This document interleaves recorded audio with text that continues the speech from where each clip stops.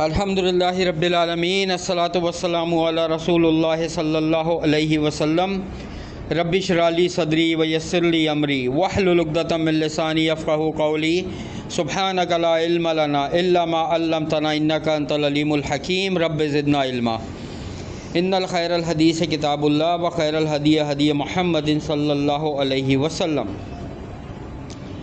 سورہ نجم ہماری چل رہی ہے اور پچھلی کلاس میں ہم نے پڑھا تھا کہ آسمانوں پہ جو فرشتے ہیں وہ بھی اللہ کی اجازت کے بغیر کسی کی سفارش نہیں کر سکتے جب تک کہ اللہ اجازت نہ دے۔ حالانکہ جبریل علیہ السلام کے بارے میں ہم کیا پڑھ چکے ہیں ابھی کچھ دن پہلے کہ اللہ نے فرمایا کہ ان کا رتبہ بلند ہے، عظمت والے ہیں اور ان کی بات سنی جاتی ہے، لیکن اللہ کی اجازت کے بغیر سفارش کر ہی نہیں سکتے۔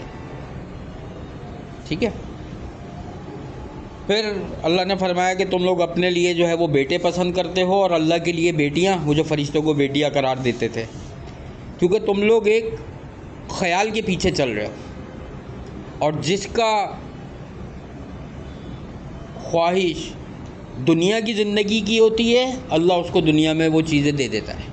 پیسہ چاہیے، شہرت چاہیے، عزت چاہیے، علم چاہیے، گھر چاہیے، کاروبار لے لو دنیا میں، آخرت میں حصہ نہیں ہے۔ اور جس کی خواہش آخرت کی ہوتی ہے اللہ اس کو آخرت میں بھی دے گا، اور جس کی خواہش دونوں کی ہوتی ہے کیا دعا ہے اس کے لیے؟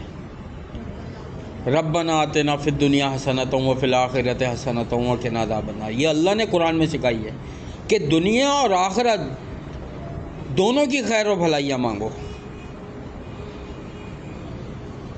ٹھیک ہے، اور بے شک اللہ جانتا ہے کہ کون سیدھے راستے پہ ہے اور کون اپنی راہ سے بھٹک گیا۔ تو آگے چلتے ہیں انشاءاللہ آج کی کلاس کی طرف۔ اعوذ باللہ السمیع العلیم من الشیطان الرجیم من ہمزہ ونفخہ ونفثہ۔ السماوات وما في الأرض ليجزي الذين أساءوا بما عملوا ويجزي الذين أحسنوا بالحسنى۔ اب اللہ تعالیٰ ارشاد فرما رہے ہیں اور اللہ ہی کے لیے ہے جو کچھ بھی آسمانوں میں ہے اور جو کچھ بھی زمین میں ہے، اور اللہ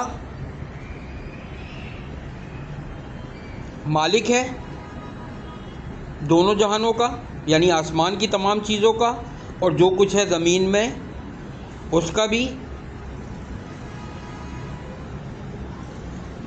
اور ایسا کیوں ہے؟ آسمان دیکھو، جب میں نے بتایا تھا پہلے یہ اس کا ترجمہ بتا دیتا ہوں کہ جو کچھ بھی آسمانوں میں ہے اور زمین میں ہے وہ سب اللہ ہی کے لیے ہے، تاکہ وہ سزا دے ان لوگوں کو جنہوں نے برائیاں کی، جو ان کے برے عمل تھے، اور وہ جزا دے ان لوگوں کو جنہوں نے اچھائیاں کی۔ موسیٰ علیہ السلام کو جب نبوت نہیں ملی تھی، یاد کرو وہ وقت کہ انہوں نے ایک آگ دیکھی تھی، تو اللہ نے کیا فرمایا تھا؟ پہلی چیز کہ میں تیرا رب ہوں، دوسری چیز اپنی نالین اتار دے، یہاں پہ جو چپل یعنی وہ پہنی بھی تھی انہوں نے وہ اتار دو۔ پھر کیا فرمایا تھا اللہ تعالیٰ نے کہ میں قیامت کو پوشیدہ رکھنا چاہتا ہوں، چھپا کے۔ کیوں؟ تاکہ جو برے کام کرتے ہیں ان کو سزا دے سکوں اور جنہوں نے نیک کام کیے ان کو جزا دے سکوں۔ اب وہی بات آ گئی یہاں پہ کہ جو کچھ بھی آسمان میں اور زمین میں ہے وہ اللہ کا ہے، تاکہ اللہ پھر جزا دے یا قیامت والے دن سزا دے۔ یہ اللہ کا اختیار ہے، اس اختیار میں اللہ کسی کو شریک نہیں کرتا۔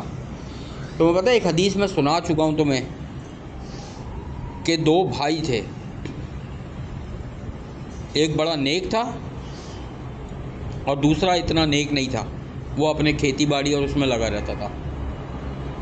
جو نیک تھا نا اس نے پتہ نہیں ایک دن غصے میں آ کے کہہ دیا کہ اللہ تجھے معاف نہیں کرے گا۔ حدیث کے الفاظ ہیں کہ اللہ نے فرمایا کہ یہ کون ہوتا ہے یہ کہنے والا، مجھے میری عزت کی قسم میں نے اس کو تو معاف کر دیا لیکن اب تجھے نہیں کروں گا۔ یہ چیز ذہن میں رکھو۔ اب گناہ کا تعلق آ رہا ہے اگلی آیت جب ہم انشاءاللہ ابھی سنتے ہیں، پھر میں تفصیل سے بتاتا ہوں۔ الذين يجتنبون كبائر الإثم والفواحش إلا اللمم إن ربك واسع المغفرة هو أعلم بكم إذ أنشأكم من الأرض وإذ أنتم أجنة في بطون أمهاتكم فلا تزكوا أنفسكم هو أعلم بمن اتقى۔ اب اللہ تعالیٰ فرما رہے ہیں اور ان لوگوں کو جو بڑے گناہوں سے بچتے ہیں اور بے حیائی سے بھی سوائے کسی چھوٹے گناہ کے۔ ہم ایک ایک کر کے آیت کا حصہ سمجھیں گے۔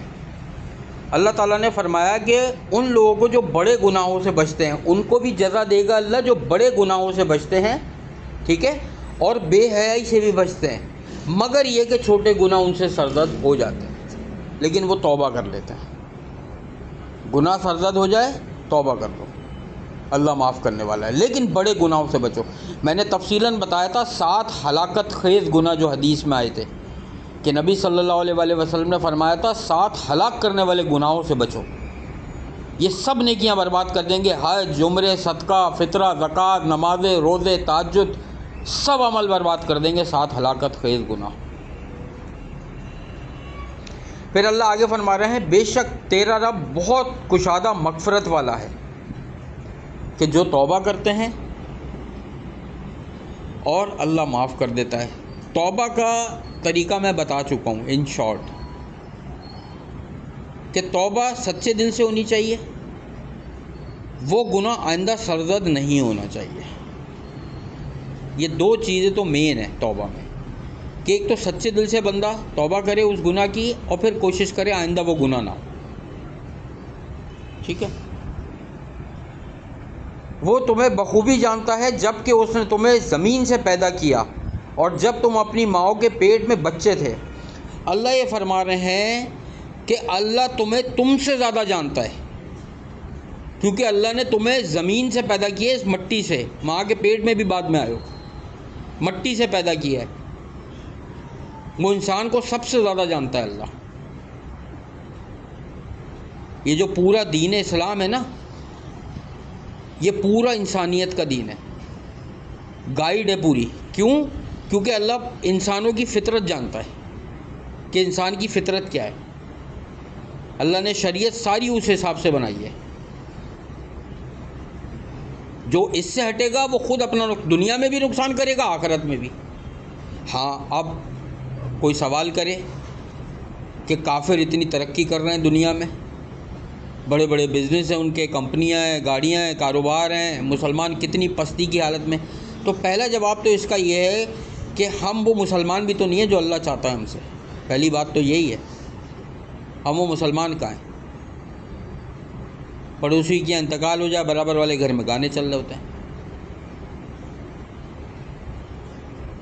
ہم وہ مسلمان بھی تو نہیں ہیں، ملاوٹ ہم کر رہے ہیں۔ کتنی چیزوں کی میں نے مثال دی تھی،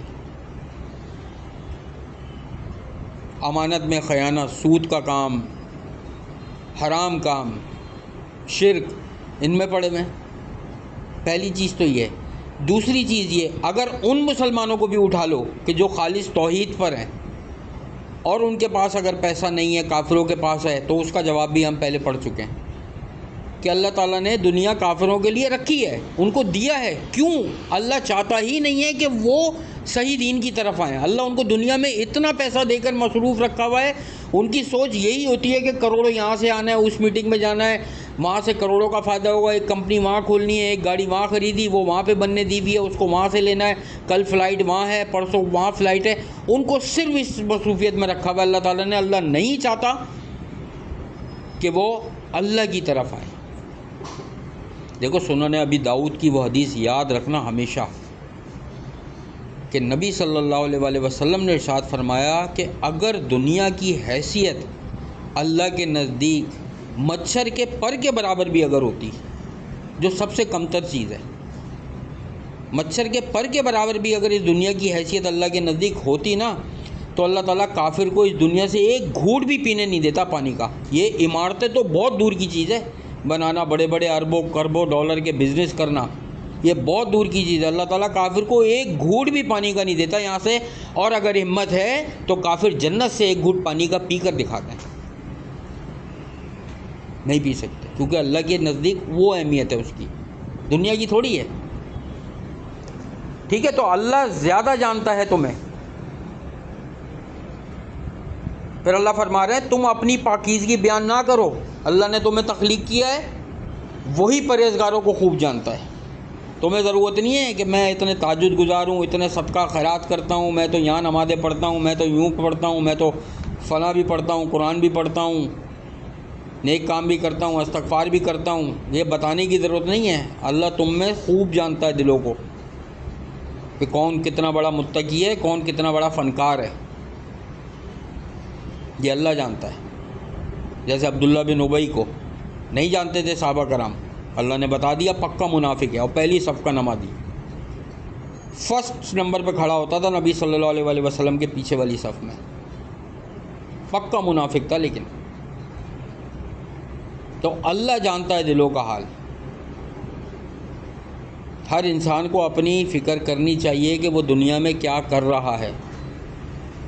زندگی موت کا کوئی بھروسہ نہیں ہے، زندگی ایک دفعہ ملی ہے، بس یہ ذہن میں رکھنا، بس نو چانس، اس کے بعد کوئی چانس نہیں ہے زندگی کا۔ تم اعلیٰ تعلیم حاصل کر لو، نو چانس اس کے بعد، بہت بڑے بزنس کر لو، نو چانس اس کے بعد، بڑی کنسٹرکشن کا کام کر لو، نو چانس، بہت بڑے lecturer, director, doctor, engineer, scientist بن جاؤ، اس کے بعد نو چانس۔ یا اللہ کے دین پر عمل کر لو، شریعت سیکھ لو، قرآن کا علم حاصل کر لو، قرآن آگے پہنچاؤ، اس کے بعد نو چانس۔ جو بھی کام کرنا ہے اللہ تعالیٰ اس میں آسانی کر دے گا، کرو، مشکل تھوڑی ہے، اللہ تعالیٰ اس کام میں آسانی پیدا کر دے گا، کوئی بھی کام کرو۔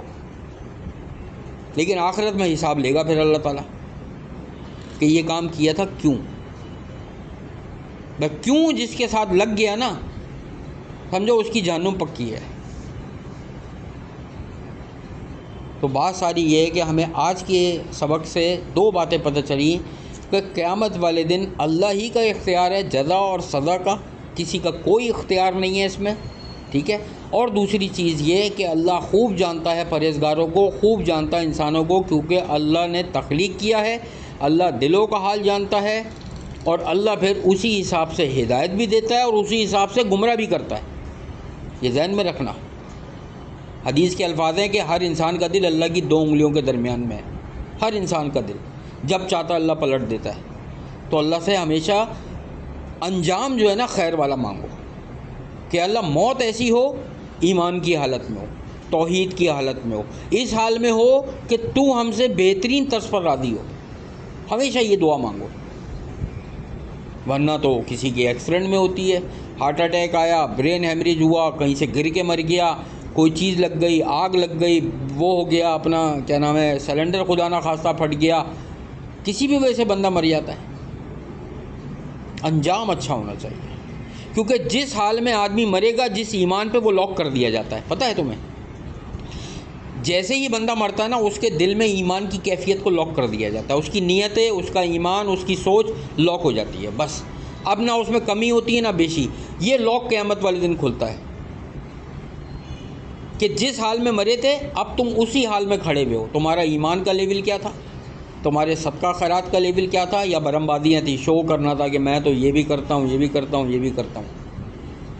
اللہ سے دعا ہے اللہ تعالی ہم سب کا خاتمہ ایمان پر کرے، توحید کی حالت میں کرے، اور اس حال میں کرے کہ ہم قرآن پاک سیکھ رہے ہیں اور سکھا رہے ہوں، اور اللہ تعالی ہم سب کے، ہمارے گروپ ممبران کے، رشتہ داروں کے، والدین کے، سب کے تمام صغیرہ کبیرہ گناہوں کو معاف فرمائے، اور جو جو بیماریاں جن کو ہیں اللہ تعالی ان سب کو بہترین صحت کاملہ عاجلہ عطا فرمائے۔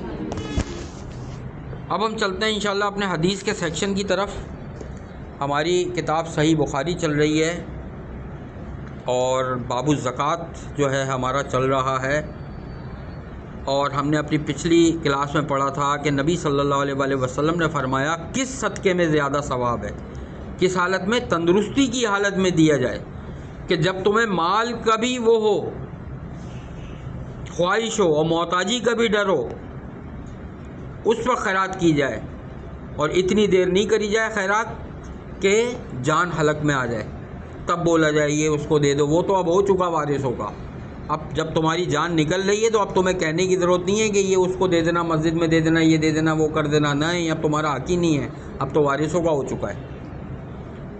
اگلی حدیث کی طرف چلتے ہیں انشاءاللہ۔ نبی کریم صلی اللہ علیہ وآلہ وسلم کی ازواج مطہرات جو ہیں، انہوں نے آپ سے پوچھا ہم میں سے سب سے پہلے آپ صلی اللہ علیہ وآلہ وسلم سے کون ملے گا؟ یعنی ایک دفعہ نبی صلی اللہ علیہ وآلہ وسلم کی تمام بیویاں جمع ہوئیں اور انہوں نے پوچھا کہ اے نبی یہ بتائیے کہ آپ کے دنیا سے رخصت ہونے کے بعد سب سے پہلے آپ سے کون ملے گا آگے، یعنی سب سے پہلے کون سی زوجہ کا انتقال ہوگا؟ تو آپ صلی اللہ علیہ وآلہ وسلم نے فرمایا جس کے ہاتھ زیادہ لمبے، جس کے ہاتھ زیادہ لمبے۔ تو ازواج محترات نے کیا کیا؟ ایک چھڑی لے کر آئی، سب اپنے اپنے ہاتھ ناپنے لگی کہ دیکھتے ہیں کس کے ہاتھ لمبے ہیں، کون نبی صلی اللہ علیہ وآلہ وسلم سے پہلے جا کر ملے گی۔ تو سب سے زیادہ لمبے ہاتھ نکلے حضرت سودا رضی اللہ تعالی عنہا کے۔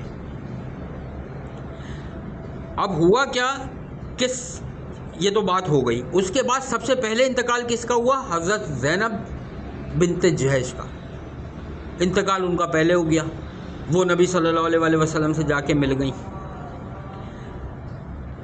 تو ازواج محترات بتاتی ہیں کہ ہمیں تب سمجھ میں آیا کہ یہاں نبی صلی اللہ علیہ وآلہ وسلم کی ہاتھ لمبے سے مراد یہ تھی کہ جو زیادہ صدقہ خیرات کرتی ہوگی وہ پہلے آ کے مجھ سے ملے گی۔ تو سب سے زیادہ صدقہ خیرات کرتی تھی کون؟ حضرت زینب بنت جہش۔ ان کے بارے میں بہت تفصیلاً بتا چکا ہوں میں، کہاں پیدا ہوئی، کس سے شادی ہوئی، پھر کس سے ہوئی، امہات المومنین میں کیسے آئیں، ان کے گھر والے کون تھے، بہت تفصیلاً ان کے بارے میں پورے نکاح کی پوری تفصیل بتائی تھی ایک کلاس میں، ان کے نکاح کی میں نے۔ تو پہلے وہ ملی کہ وہ سب سے زیادہ صدقہ خیرات کرتی تھی، اور یہ حدیث جو ہے اماں عائشہ صدیقہ رضی اللہ تعالی عنہا سے روایت ہے۔ تو بیٹا بات ساری یہ ہے، اصل چیز کہ صدقہ خیرات سب کچھ یہ جب انسان توحید کی حالت میں ہوتا ہے اور نماز قائم کرنے والا ہوتا ہے تو اللہ کو یہ صدقہ خیرات بڑا مقبول ہے۔ سب سے پہلے توحید، سب سے پہلے توحید ہے، کلمہ کیا بولتے ہیں اس کی جو ہمارے ارکان ہیں اسلام کی، سب سے پہلے کلمہ ہی ہے نا، توحید، لا الہ الا اللہ، پھر نماز، ٹھیک ہے؟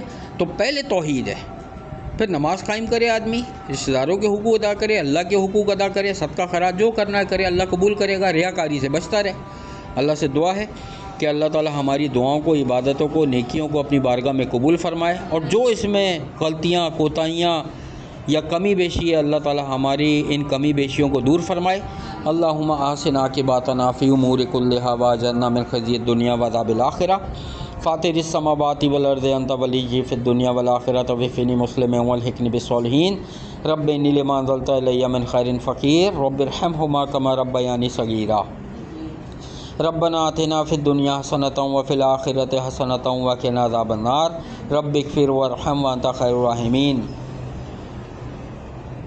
ربنا تقبل منا انک انت السمیع العلیم وتب علینا انک انت التواب الرحیم۔ سبحان اللہ عما یصفون وسلام علی المرسلین والحمد للہ رب العالمین۔ سبحانک اللہم وبحمدک اشہد ان لا الہ الا انت استغفرک واتوب الیک۔ السلام علیکم ورحمۃ اللہ وبرکاتہ۔